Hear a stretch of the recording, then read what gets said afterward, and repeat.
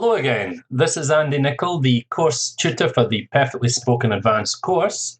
And in today's lesson, which is lesson 49 in the course, we're going to look at the vocabulary area of food preparation and cooking. So this is lesson 49 in the course.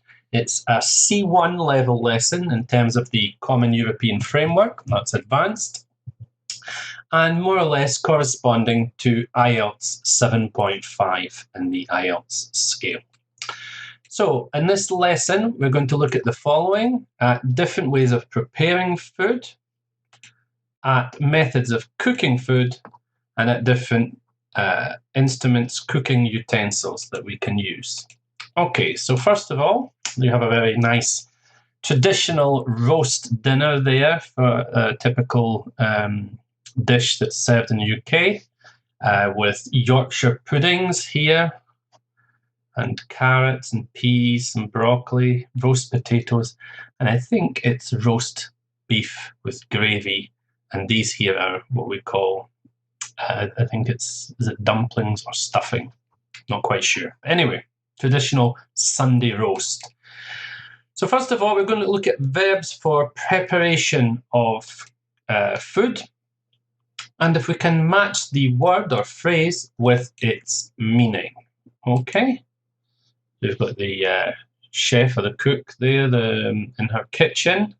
Very nice kitchen is too. So here's the first one. Sprinkle some rosemary over the potatoes and then put the tray in the oven. So what do we mean by the verb sprinkle? Is it to chop? A, to chop into small cube-shaped pieces. B, to scatter in drops or particles. C, to combine ingredients. D, to cut thinly. E, to spread or flatten. And F, to whip to a froth either by hand or with an electric appliance.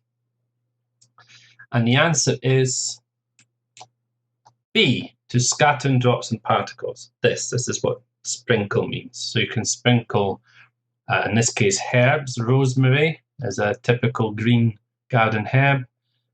You can sprinkle pepper, salt, various different things. The second one, I like to slice the ham very fine or very finely. So which of the definitions matches the verb to slice? So is it chop into small cube-shaped pieces, combine, cut thinly, spread or flatten, or whip to a froth? And the answer is D, to cut thinly, to slice, from which you get words like things like sliced bread, where the bread has been cut up into slices. It's a verb and a noun, a slice and to slice. Okay, D, to make a meringue, you have to whisk the egg whites until they form peaks, peaks being like little pointed bits. So you whisk the egg whites, and it's F, to whip to a froth either by hand or with an electric appliance like this. You do that with the egg whites until you get little peaks, like little mountain peaks, to make meringues. Okay. F. When making puff pastry, you have to roll it out and then fold it before rolling it out again. So to roll is A, to chop into small cube-shaped pieces. C, to combine. E, to spread or flatten. And the answer is E, to spread or flatten with a rolling pin. It's a wooden object or plastic sometimes we use to flatten the dough. Okay, next one. Mix the eggs and flour together in a bowl. Simply is C, to combine the ingredients together. Mix with a fork or whatever. And so finally, D, dice the carrots and then add to the stock. To dice something, usually vegetables or can be meat as well, is to chop into small cube-shaped pieces. A. Here's some more. It's our friend from the kitchen's come back. The first one, to make the best cheese on toast, first grate the cheese. So, is great. A, to pass through a utensil made of wire mesh, which allows smaller particles through. B, to move, usually with a spoon or similar utensil and normally in a circular motion. C, to mix or add an ingredient by gently turning. D, cut into pieces, usually with quick blows. To reduce to small particles by rubbing. And F, to break open. And of course the answer is E, to reduce to small particles. We use a grater. It's a metal thing with little holes in it with sharp edges, and we grate the cheese. You can grate carrot and all sorts of different things. Grate garlic and so on. Next one, crack a few eggs into a bowl and then whisk them with a fork. Now we understand whisk from the last slide. Crack means to break open, in this case an eggshell. Next one, first sieve some flour into a bowl and then add the butter. Is A, to pass through a utensil made of wire mesh, which allows smaller particles to go through. We use this for flour. You can pass all sorts of things through the sieve. It can also be used to add air to something. If you want to make a cake, we pass the flour through a sieve in order to add air as well. Fold the egg whites into the mixture is, of course, C, to mix or add an ingredient by gently turning one part over another. Fold is a very gentle way of combining ingredients together. Fold can also mean like this, when you're, for example, you fold the pastry and then put it in the fridge, and so on. Next one. Remove from the heat and stir in the walnuts, rum, sugar, and salt until fully incorporated. To stir is to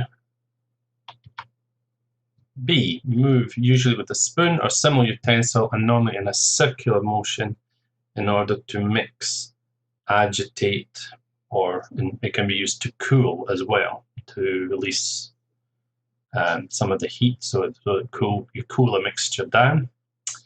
And lastly, chop the parsley very finely and sprinkle over the dish. And we understand sprinkle is this.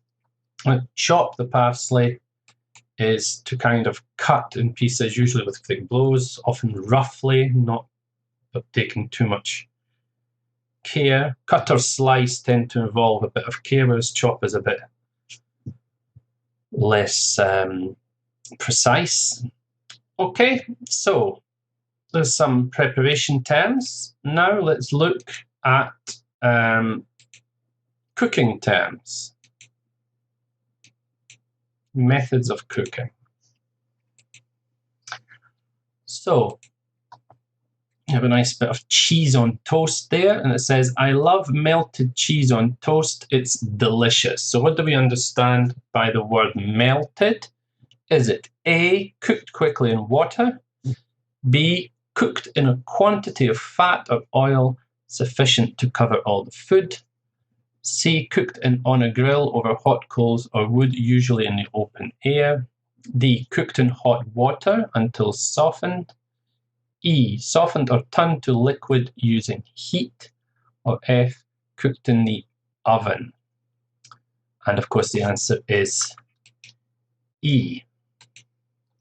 Softened, in this case, it can also be turned to liquid using heat. Melted cheese here is softened rather than turned to liquid.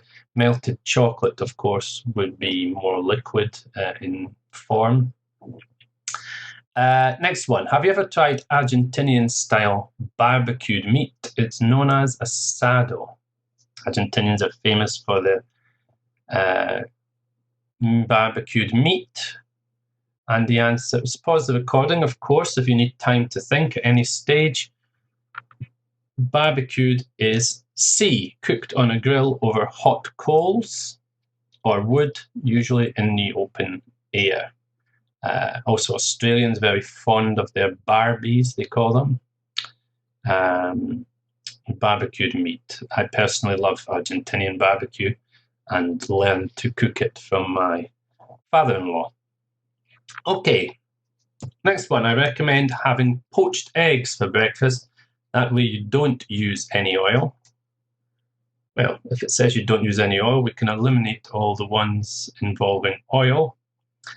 And of course, it's A, cooked quickly in water. Basically, you crack open the egg and put it directly into simmering water and cook it very quickly.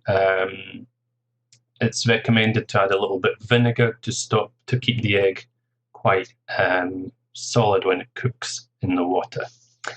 Next one, to make the perfect roast chicken, you should cook it for 30 minutes at high heat, then reduce the temperature. Well, everybody's got a different technique. This is one recommendation. The important thing is you put your chicken in the oven. This is F. Roast is to cook in the oven, and it refers to meat and vegetables. We have another verb which we're going to look at for cooking other kinds of things, but meat and vegetables is roast. Roast chicken, roast potatoes, roast parsnips, roast lamb, and so on. When preparing boiled rice, you should thoroughly wash and drain the rice first. This is a recommendation because, of course, pesticides and things like that used when they're growing the rice can find their way into the rice. So it's always recommended to wash the rice thoroughly. So boiled rice, what do we mean by boiled? Well, the answer is D, cooked in hot water until softened.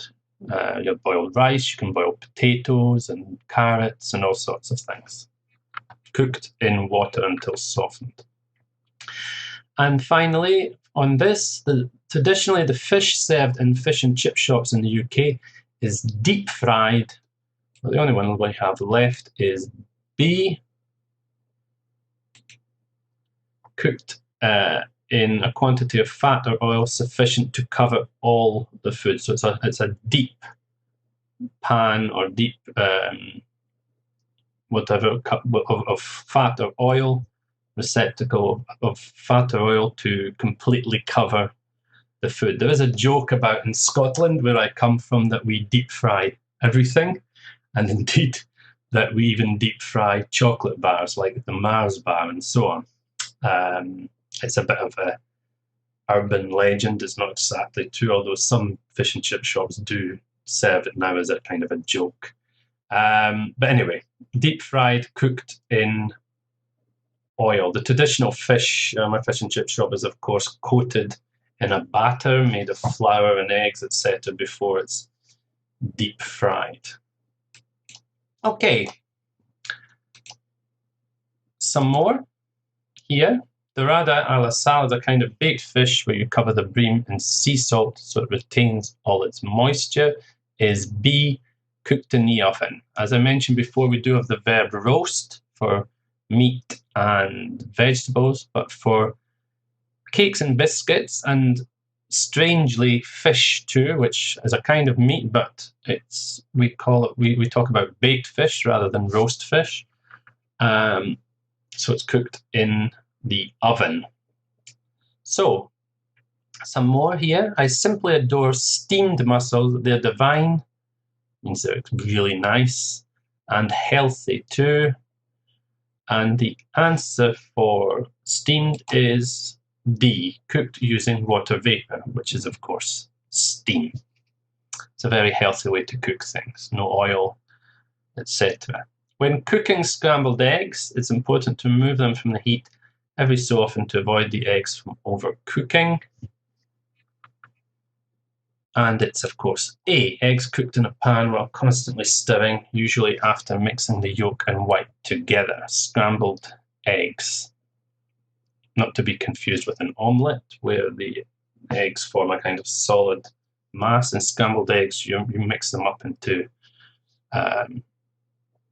hence the word scrambled. Yeah.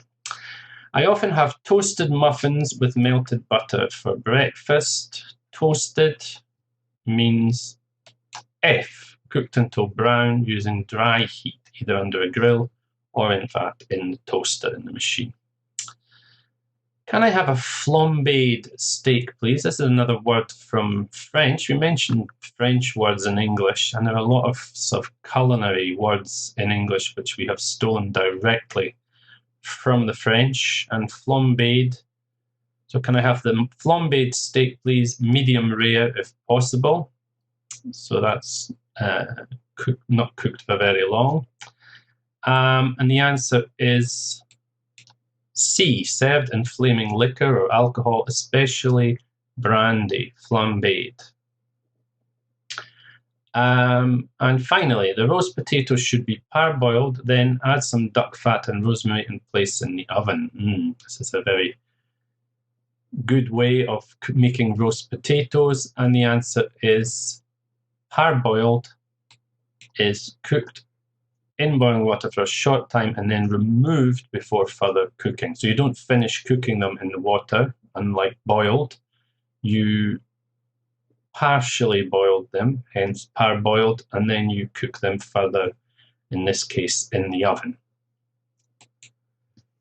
Okay, let's move on then, finally, to cooking utensils, implements that we use for cooking. So here you've got a list of 5, a chopping board, a frying pan, a kettle, a saucepan, and a whisk. So using a hand, beat the egg whites until they form peaks. We mentioned this before, and indeed it's in the picture that you can see in front of you. The answer is a whisk.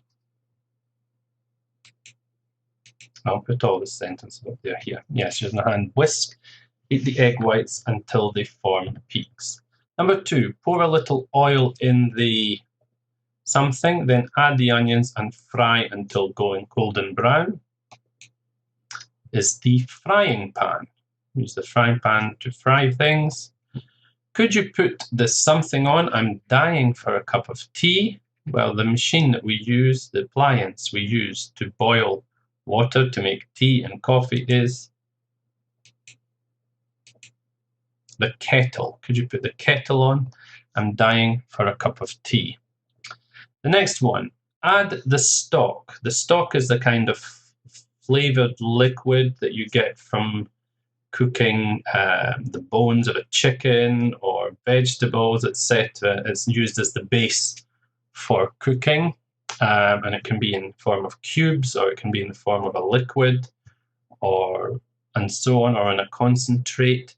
So add the stock to something and gently simmer. That means cook, but not boiling. Gently simmer over a low heat. And of course, you add it to the saucepan. Add the stock to the saucepan. It's like a little pan that you use to cook gravy, sauces, and so on. And finally, on this, place the carrots and celery on something and cut them finely. You place them on a chopping board. Okay, we've got a few more here. Here are the utensils. Pour the flour, eggs, and butter into the bowl and switch on it's the machine that you can see in the picture. Is it a baking tray, a colander, a mixer, a sieve, or a toaster? Well, this is a mixer. A mixer.